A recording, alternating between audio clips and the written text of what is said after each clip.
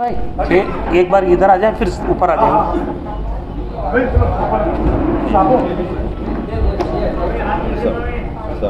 एक minute sir, यही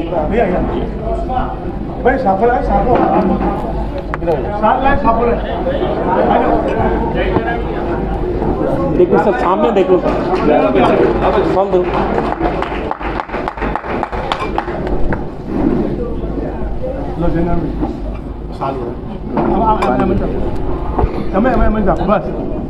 पीछे रखो, पीछे कोई बात नहीं, कोई बात वेलकम। आप ऊपर आ जाओ सर, केस और लाओ।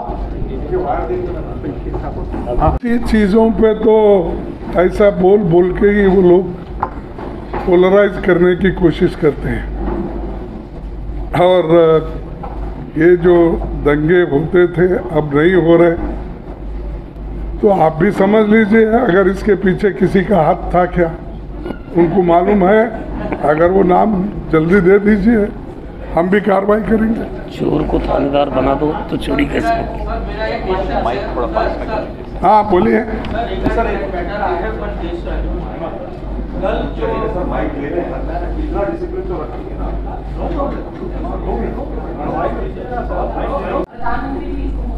देखो ये चल रहा है इलेक्शन स्टेट का, ये कोई प्राइम मिनिस्टर का या पार्लियामेंट का चुनाव नहीं है। अरे वो जब आएगा विदेश नीति के ऊपर जब बात करेंगे, अब पार्लियामेंट में अगर विदेश नीति पे बात होगी तो बात करेंगे, और इन्होंने क्या कुछ किया कैसा किया वो भी कहेंगे। लेकिन ये चुनाव है गुजरात का राज्य का, और राज्यों के समस्याओं को लेके हम आपके सामने आए हैं। तो इसलिए वो अपनी कामयाबी और उनका फेल्यूर्स, राज्य में क्या हुआ है हम बताए आंकड़ों के साथ, उसका जवाब वो दिए तो ठीक होगा।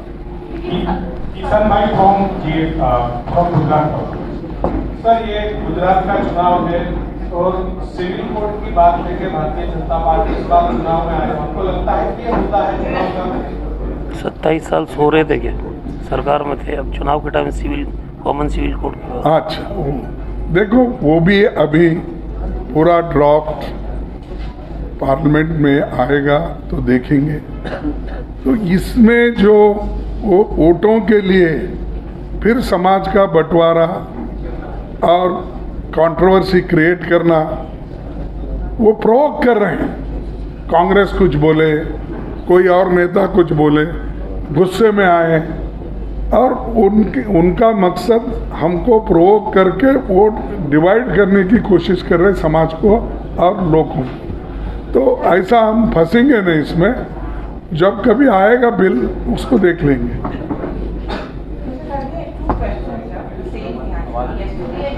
13.5 और 8 कितने साल हो गए, इन्होंने बदले, लेकिन यहाँ 6 साल में 3 चीफ मिनिस्टर बदले। यानी 3 चीफ मिनिस्टर जब बदलते हो तो इसका मतलब है आप यहाँ कुछ काम नहीं किए, नहीं तो बदलने का सवाल नहीं था।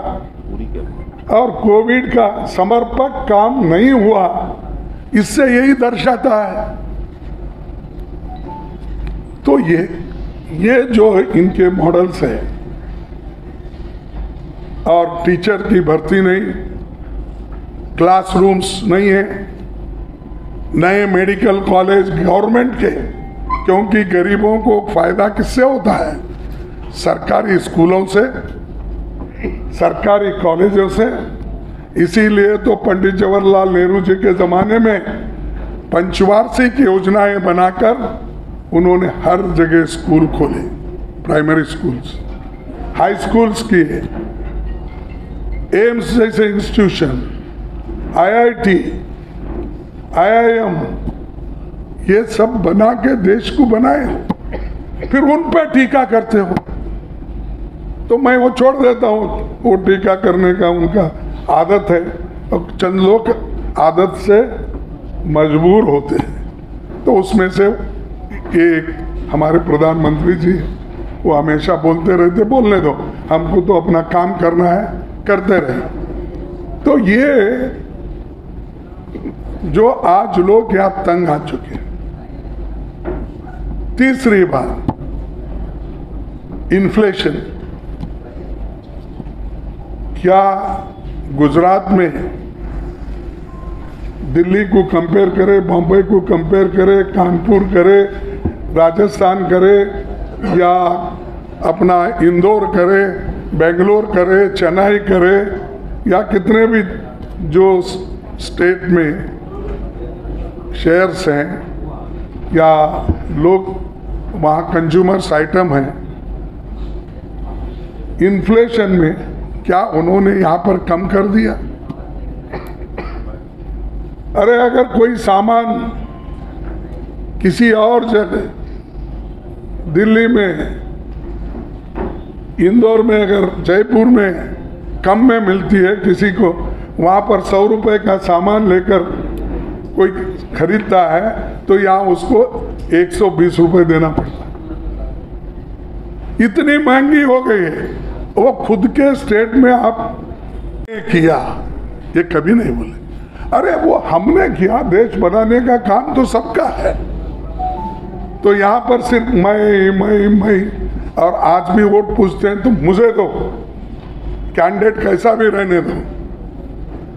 अगर आपका सब कुछ ठीक है, आप बहुत काम किए, देश में गुजरात मॉडल की बात बहुत करते हैं, तो गुजरात मॉडल की बात आप करो। ठीक है कि जब आपको फायदा होता है तो आप करते रहो, लेकिन गुजरात मॉडल में क्या है? 5 लाख वैकेंसीज हैं यहाँ सरकारी नौकरियों में। 28,000 टीचर के नौकरियां खाली हैं। और कर्जा इतना बढ़ रहा है।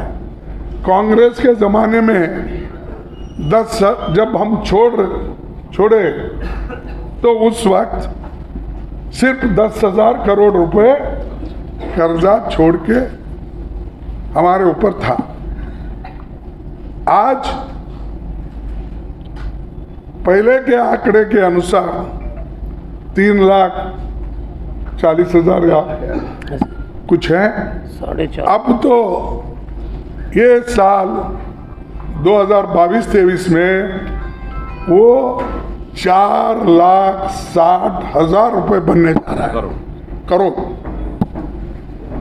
4,60,000 करोड़ बनने जा रहा है।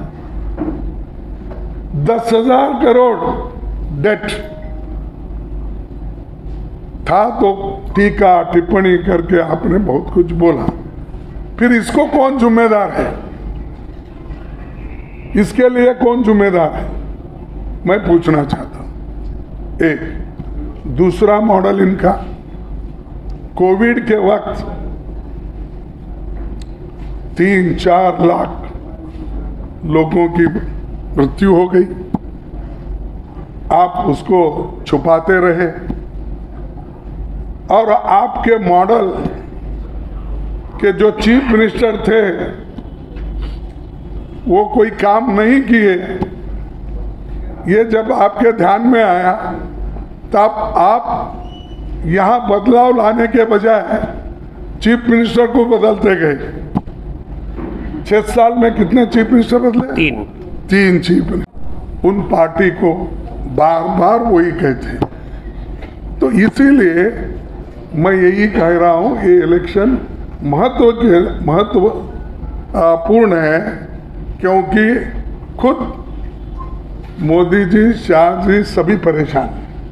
उसीलिए उन्होंने अपने पूरे हिंदुस्तान की फौज बीजेपी की सिर्फ गुजरात में लगा दी और हमारे लोग गांव-गांव में, बूथ पे, सिटी में लड़ रहे हैं।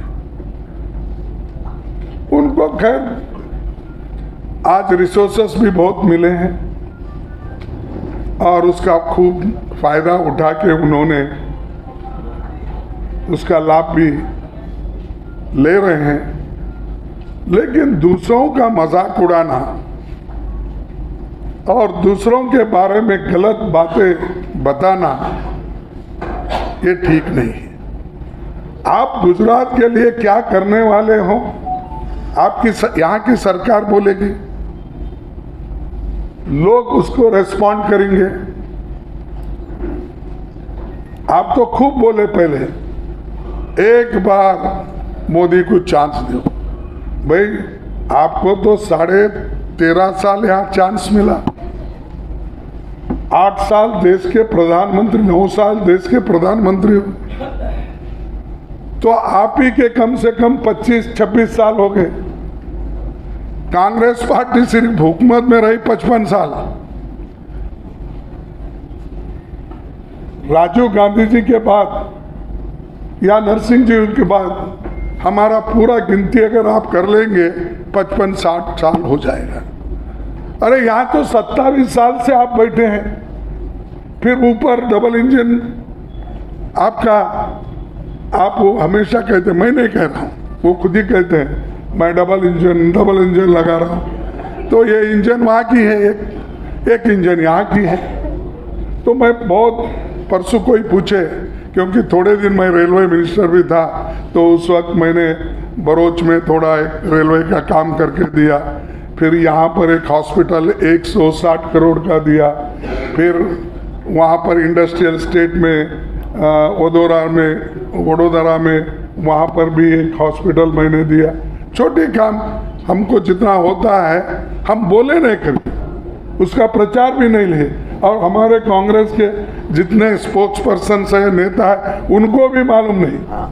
हजारों, आपको ये जरूरी हो रहा है कि खुद prime minister, home minister, 4-5 chief ministers, ये सब आकर यहाँ भड़काऊ भाषण देकर लोगों को गुमराह कर रहे।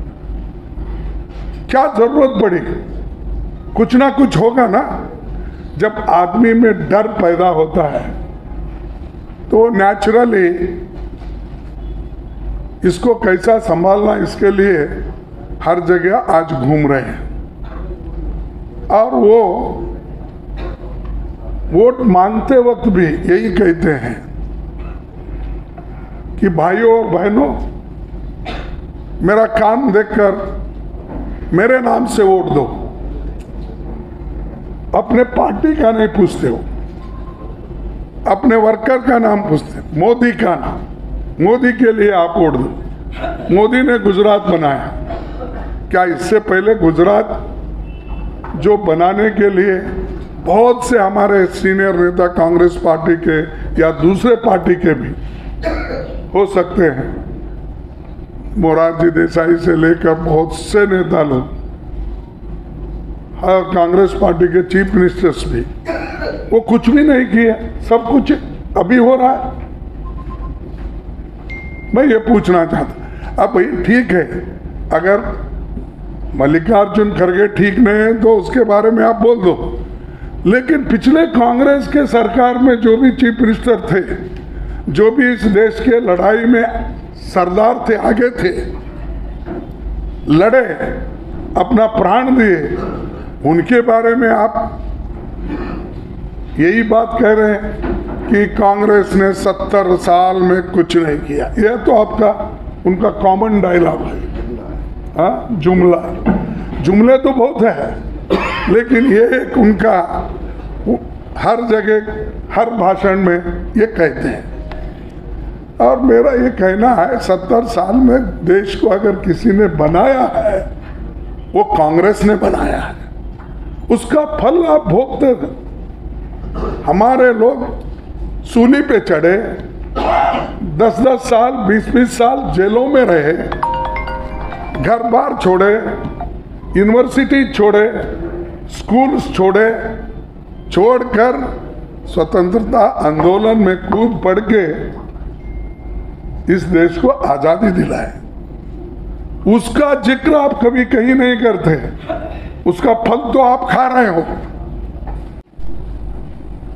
ये चुनाव तो गुजरात के जनता का चुनाव है, और गुजरात की जनता इतनी इंटेलिजेंट है, सारे देश को मार्गदर्शन करने वाले लोग गुजरात में हैं,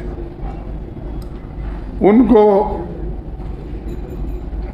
चाहे किसी में भी हो, स्किल डेवलपमेंट अब आया होगा, लेकिन सबसे ज़्यादा स्किल अगर कहीं है तो गुजरात में है। तो इसीलिए तो कन्याकुमारी से कश्मीर तक ये फैल गए हैं और हर जगह वो काम करते हैं, अपने अनुसार वो पद भी पाते हैं और हर जगह वो आज बिजनेस में भी छाए हुए हैं, प्रोफेशन में भी छाए हुए हैं, साइंस एंड टेक्नोलॉजी में इसके पहले भी छाए हुए आज भी हैं। तो ये सारी चीज़ें गुजरात में आपको मिलेंगी, लेकिन मुझे ये समझ में नहीं आ रहा, इस पूज्य महात्मा गांधी जी के राज्य में यूं तो वो दुनिया के बादशाह हैं महात्मा गांधी जी, उनके लिए मैं सीमित नहीं करना चाहता हूं, सिर्फ गुजरात के लिए। और वैसा ही वल्लभ भाई पटेल जी, लेकिन चंद लोग बार बार उन्हीं का नाम लेकर कांग्रेस पे अटैक करने की कोशिश करते हैं। और आज मुझे पता चला कि इस चुनाव में गुजरात की जनता कांग्रेस के फेवर में निर्णय ले रही है, इसका अंदाजा बीजेपी को लगा है। इसीलिए तो बीजेपी के नेता वार्ड वार्ड फिर रहे हैं, राष्ट्रीय नेता। मैं किसी अगर गुजरात का इलेक्शन में सहज है, यहाँ के प्रदेश प्रेसिडेंट, यहाँ के सीए, चीफ मिनिस्टर और भी नेता घूमते हैं तो मुझे मालूम नहीं। Talked about Patna House encounter. He also spoke about surgical strike. He accused your party of indulging in vote bank politics. That's one. And second, and whenever elections are around the corner, Rahul Gandhi indulges in Hindutva, going to temples or what they call fake. देखिए, terrorist के खिलाफ लड़ने का काम तो हमने किया, देश में शांति रखने के लिए हमने अपने लीडरों की कुर्बानी दी और जो देश को एक रखने के लिए इंदिरा गांधी जी अपनी जान दी, देश को एक रखने के लिए राजीव गांधी जी अपनी कुर्बानी दी। ऐसा कौन सा नेता है बीजेपी में, देश के आज़ादी के लिए लड़के तो कम से कम कुछ किया हो? अरे यहाँ तो देश बनाने में, देश को मजबूत करने में, देश में एकता लाने के लिए हमने हमारे 2 प्राइम मिनिस्टर, जो मशहूर प्राइम मिनिस्टर, तो सारी दुनिया उनको रेस्पेक्ट करती है, ऐसे लोगों की कुर्बानी हमने दी है और हमको ये पाठ वो पढ़ाते हैं, तो उससे हम कोई डरने वाले नहीं हैं। ऐसी चीज़ें अगर प्रचार करते हैं तो सर, इसके तीनों पार्टी के मैनिफेस्टो देखा जाए तो कई चीजें कॉमन निकल के आती है और इसका मूल रूप से देखा जाए तो फ्री बांटने वाली चीजें ही तीनों पार्टियों के मैनिफेस्टो में देखने को मिल रही है। क्या ये रेवड़ी कल्चर की तरफ सभी पार्टियां जा रही हैं? नहीं, पहले तो इसका प्रचार करने वाले कौन थे उनको पूछिए, क्योंकि उन्होंने क्यों दिया। हम तो जब पहले नरेगा लाए तब भी हमको क्रिटिसिज्म आया, जब हमने सब्सिडी देते थे फूड सब्सिडी तब भी आया, जब फूड सिक्योरिटी लाए तभी भी ये कहते थे। हमने गरीबों को पेट भरने के लिए और हाथ को काम देने के लिए और उससे जो देश को फायदा होता है वो काम हमने किया है। और जो मनमोहन सिंह जी के नेतृत्व में तो हमने तो 72,000 करोड़ हमने किसानों का कर्जा माफ किया। तो ये किसी से सीख के नहीं किया, लोगों के दुख और दर्द को देखते हुए हमने वो क्या प्रोडक्टिविटी के लिए करेंगे, क्या बुलेट ट्रेन के नाम से करेंगे। अब देखिए, जो चीज़ अगर आप 1 रुपए इंटरेस्ट में कोई आपको लोन मिलता है तो वो किस चीज़ में डाले तो उसकी पैदावार बढ़ती है, प्रोडक्टिविटी बढ़ती है, इंक्रीज होता है एम्प्लॉयमेंट, वो देखना चाहिए। ये नहीं कि मेरे खुशी के लिए मैं बुलेट ट्रेन बोल रहा, आज फिर स्पीड ट्रेन बोल रहा हूँ। पहले बोल दिए इलेक्शन में 3 साल में ही मैं चलाऊंगा, अब तो 6 साल हो गए। सी प्लेन, हाँ, और वो सी प्लेन दिखाया आपको है। ये सब चीजें ऐसा शो करके देश नहीं बनता। देश बनता है, कोई भी देश बनता है, बनते बनते देश बनता है, जादू नहीं है एक दिन में बनने। Thank you. हाथों से मुझे कांग्रेस पार्टी में सम्मिलित किया है, मेरे बेटे को सम्मिलित किया है और बहुमान दिया है। उसके लिए सर्वप्रथम मैं आदरणीय खड़गे जी का, गहलोत जी का, हमारे डॉक्टर साहब का और नवीन जी, अभी के हरिप्रसाद जी, सब कोई अगर रह जाता है तो मैं माफी चाहता हूँ। सबका आभारी हुए थे और teamwork to sort of take me to make this decision. अब 2-3 चीजें मुझे पता नहीं आपको।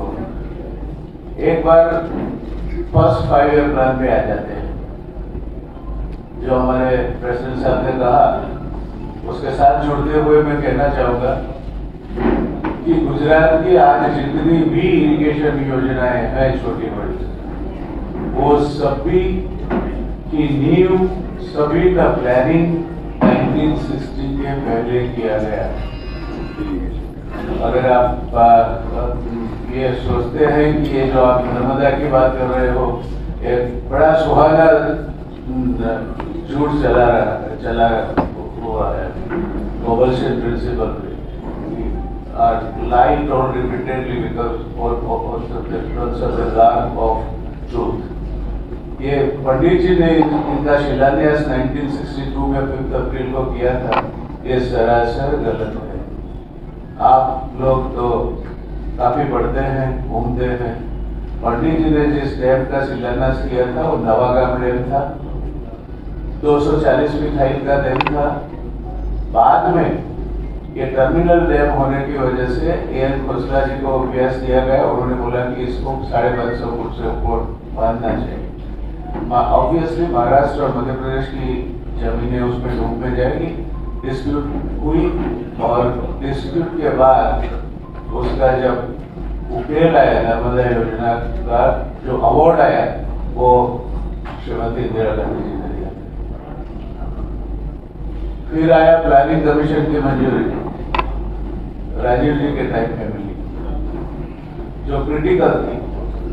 मिस्टर शेषान ने अपनी ऑटोबायोग्राफी में लिखा है कि मैं मंजूरी देना नहीं चाहता, but since the prime minister insisted, I ended up doing so with quite a few impossible looking conditions. So, ये प्लानिंग कमीशन से अप्रूवल, ये प्रोजेक्ट 6,800 करोड़ का होगा। उसके बाद एनवायरमेंटल क्लियरेंस और उसके बाद एक और ही चाहिए महाराष्ट्र में 1500 हेक्टेयर जमीन को डिफॉरेस्टेशन करना था। ये फॉरेस्ट की जमीन थी, रिहेबिलिटेशन की वो मंजूरी राजीव जी ने। मैं दावे के साथ आपको कहता हूँ कि 75% of the concrete work of the dam, including the foundation, जितना ऊपर दिखता है उससे ज़्यादा फाउंडेशन में वो अमर सिंह भाई Chaudhary is himself an Indian and believes in democracy. तो ये चीजें, ये परिवर्तन देखते हुए मुझे लगा कि अब क्या बैठ के क्या करेंगे, कुछ करना तो है। ईश्वर की कृपा से आरोग्य अच्छा है, घूम सकता हूँ, आप लोगों की मेरे पे हमेशा कृपा रही है, तो आपके साथ बात कर सकता हूँ। आज तक मेरा एक शो चल रहा था जो मैं एंकर करता हूँ और जो गुजरात में सबसे ज्यादा देखा जाता है। अब आप लोगों के जरिए और भी बातें होगी, तो लगा कि नहीं, ये पार्टी कुछ ऐसी बात कर रही है जो व्यक्ति को केंद्र में रख के नहीं होती है। जहाँ प्रेसिडेंट का चुनाव होता है और चुनाव के बाद प्रेसिडेंट बनते हैं, सिर्फ एक ही नाम नहीं रखा जाता और ये आचार इनके जो कर्मकांड खत्म करके फिर आप प्रेसिडेंट घोषित कर दो। There is no extra territorial authority also outside the Congress. The Congress functionaries only decide about who should be their leader. कोई बाहर से नहीं आते, कोई ये संघ या और चीजों का अस्तित्व वहाँ नहीं है। तो सोच समझ के जुड़ा हूँ। मेरे पास जो भी क्षमता है राष्ट्र हित में समर्पित है। जब तक उसका उपयोग राष्ट्र हित में होता रहेगा करता रहूंगा। कांग्रेस में जो छोटे मोटे काम मुझे दिए जाएंगे पूरी निष्ठा से करूंगा और बाकी तो ईश्वर की कृपा से किसी चीज की कमी नहीं। तो बातें करते रहेंगे। आप तो यहाँ थैंक यू। एक बार खड़गे जी का मैंने दिल से आभार व्यक्त करता हूँ। जिन्होंने पटेल उस टाइम मुख्यमंत्री थे, उनके सब इस समय की चर्चा हम नहीं करें, क्योंकि ऐसे गिनाने जाऊंगा तो मुझे त्रिभुवन दास के पास जाना पड़ेगा, कुरियन के पास जाना पड़ेगा। व्हाइट रिवॉल्यूशन जिससे उनके नाम से हम जो बोलते हैं, उसकी शुरुआत कब हुई? सरदार पटेल ने करवाई थी, 1950s। एक और एग्जाम्पल देके मैं आगे बढ़ जाऊंगा। हम आज गुजरात के जो रोड्स देखते हैं, ये रोड्स आज जिस तरह के हैं उस तरह के रोड बनाने की शुरुआत कर रहे हैं। हमारे 2 एमिनेंट चीफ इंजीनियर्स और दिनशा पटेल, ये 3 इसके लिए जिम्मेवार है। तो इसके समय में क्या हुआ उसके चर्चा में नहीं जाना चाहिए। मैं तो ये मानता हूँ कि जो प्रोडक्ट अच्छी नहीं है उसको पैकेजिंग अच्छा चाहिए ताकि ग्राहक खरीदे। तो पैकेजिंग वाली बात में हम नहीं पड़ेंगे। और जब भी आपको कुछ भी पूछना है, आपका तो अनुभव रहा है मेरे साथ करीब 20-25 साल का, आप मुझे पूछ सकते हैं। दूसरा प्रश्न है कि इतने साल के बाद में बीजेपी से कांग्रेस में क्यों जुड़ रहा? मैंने मेरे रेजिग्नेशन लेटर में भी लिखा था कि मुझे कोई किसी से गिला शिकवा नहीं है। 32 साल आप जिस घर में रहे, उस घर को छोड़ते हुए आपको दुख तो होता है, मगर मैं देख रहा था कि वहाँ एक बरगद का बड़ा पेड़ अब फैलता जा रहा है। और आप जानते हो बरगद के पेड़ के नीचे कुछ नहीं ग्रो होता। तो ये बरगद के एक पेड़ थे, उसके साथ दूसरा पेड़ जुड़ गए। तो अब मिनिस्ट्री भी आप बेदखल कर दो, यहाँ से हटा दो, तो कोई फर्क नहीं पड़ता। इस तरह के लीडर से अगर गुजरात चलता है तो मैं मानता हूँ गुजरात के हित में नहीं है। और गुजरात के हित में जो लोग कुछ भी कहना चाहते हैं उनको बोलना चाहिए। तो सोच रहा था, उसी बीच राहुल जी की यात्रा शुरू। मैंने देखा कि ये कोई नई बात कर रहे हैं, तो थोड़े दिन तो मैं ऐसे ही अचंभे से देखता रहा, कितने लोग आते हैं, क्या बात करते हैं। क्योंकि हमारे वहाँ तो कुछ भी बोलो आप उल्टा के फिर उसको कैसे कांग्रेस के अगेंस्ट में यूज करना, ये इनकी खूबी है। कुछ हुआ नहीं। महाराष्ट्र पार कर राजीव जी के पोते पुत्र राहुल जी आज he is established leader not only of Congress